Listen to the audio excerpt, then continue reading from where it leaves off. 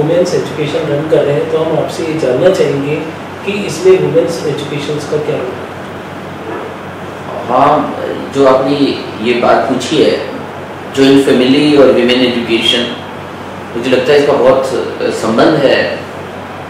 और विमेन का रोल इसमें इसलिए ज़्यादा है क्योंकि फैमिली का फॉर्मेशन फीमेल की वजह से ही होता है। गर्ल्स या विमेन जो है वो फैमिली का इंटीग्रल पार्ट है। ऐसा कह दीजिए कि उसी एक धुरी है जिस पे पूरा फैमिली चलता है। तो जब अगर बेस स्ट्रॉन्ग है तो फैमिली स्ट्रॉन्ग रहने वाली है। तो अगर गर्ल्स राइटली एजुकेटेड है तो मुझे लगता है कि ये जॉइंट फैमिली वाली जो हमारी अपनी ओरिजिनल थिंकिंग है, जो हमारा ट्रेडिशनल सिस्टम है जिसमें इंसान खुद के लिए नहीं जीता, दूसरों के लिए जीता है, तो इसके बेस में फंडामेंटल में प्रेम, और प्रेम की डेफिनेशन ही गलत हो गई। हम आजकल समझने लगे प्रेम का मतलब प्राप्त कर लेना है, जबकि प्रेम का मतलब प्राप्त कर लेना नहीं, बल्कि प्रेम का मतलब है खुद को मिटा देना और दूसरे के लिए जीना।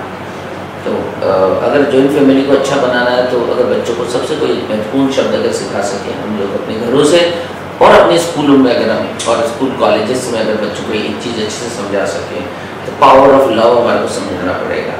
प्रेम जो है वो लेने का नाम नहीं, प्रेम और मटेरियल में फ़र्क है, सुख और आनंद में फ़र्क है।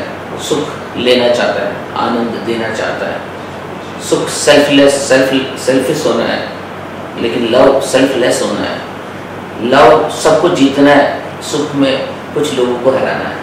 अगर हमारे को ये बात समझ में आ जाए तो, और ये बातें अगर बच्चों में समझ में आ जाए, क्योंकि आगे आने वाला समय जो बच्चों का है उन्हीं को तय करना है कि उन्हें किस तरह से रहना है।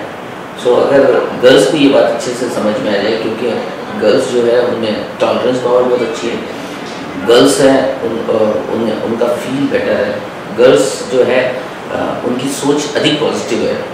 गर्ल्स जो है हमारी सोसाइटी में जो है फैमिली और हमारे कल्चर को बहुत अच्छे से बढ़ा रही है।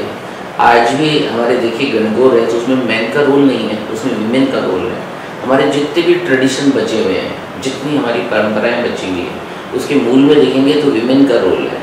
चाहे महावीर ने जैनिज्म बनाया हो, चाहे बुद्ध ने बुद्धिज्म बनाया हो, चाहे मोहम्मद साहब ने मुस्लिम धर्म की स्थापना की हो, चाहे जीसस या क्राइस्ट ने ईसाइयत को पैदा किया हो, लेकिन इन सब की परवरिश तो महिलाओं ने की है।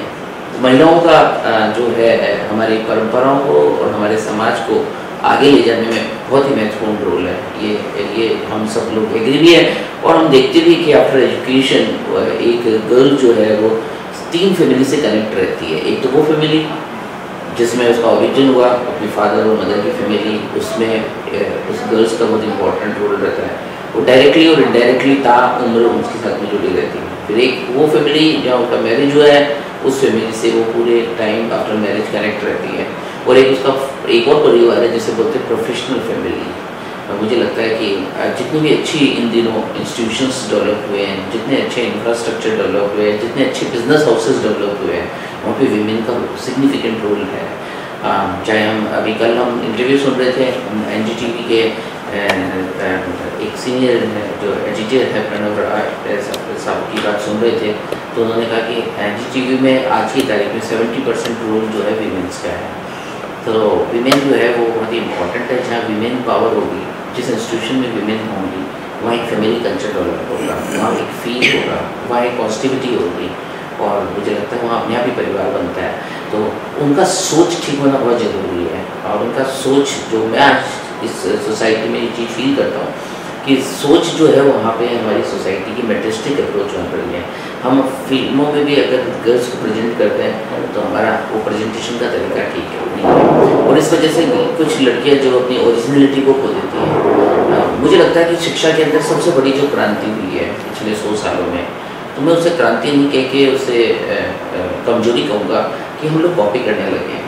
हम बच्चों को जन्म से ही कुछ बना देना चाहते हैं। ये काम कुछ ऐसा ही है जैसे चमेली के फूल को गुलाब बनने की प्रेरणा दे देना। चमेली चमेली है, गुलाब गुलाब है।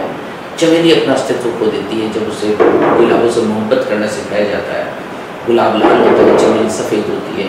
चमेली लाल रंग की कल्पना करें तो चमेली की ओरिजिनल खुशबू खत्म हो जाएगी। हर बच्चा एक यूनिक है। क्यों हम किसी बच्चे को महात्मा बुद्ध बनाना चाहते हैं? अगर महात्मा बुद्ध के विचारों से अगर कोई महात्मा बुद्ध बनते तो आज कोई न कोई महात्मा बुद्ध बन जाने चाहिए थे, नहीं बने। कोई महात्मा गांधी की माला जपने से कोई महात्मा गांधी बन जाते तो आज तक महात्मा गांधी को बन जाना चाहिए था।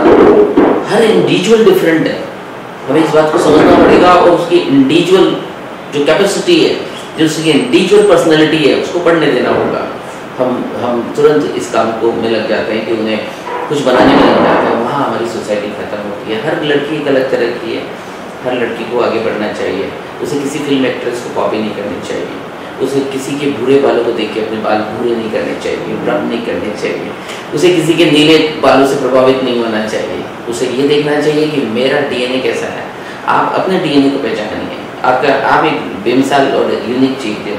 अगर आप दूसरों की कॉपी करोगे तो आप वो भी नहीं बन पाओगे जिसके लिए आप बने हुए हो, और वो भी नहीं बन पाओगे जो बनना चाह रहे हो। इसलिए मेरा कहना है कि अपनी इंडिविजुअलिटी को कोई ना खोए, और पर्सनैलिटी किसी हेयर को ब्राउन करने से ब्लू करने से नहीं बनती। पर्सनैलिटी तो आपकी अपनी तासीर है। आप एक निश्चित काम के लिए बने हैं। एक पेड़ पे अगर 10,000 पत्ते भी लगे हो तो 2 पत्ते एक से नहीं होते। हम अगर 700 करोड़ इंसान हैं तो उनमें से 1 से 2 इंसान भी नहीं है, तो फिर हम लोगों की कॉपी क्यों करते हैं? आप इस बात पे जरूर ध्यान रखिए कि अगर आप नकल करेंगे, अगर आप कॉपी करेंगे तो अपना व्यक्तित्व खो देंगे। कॉपी मत करिए, नकल मत करिए, हाँ अपना व्यक्तित्व बनाइए, ये बहुत जरूरी है। बहुत ही सही जवाब।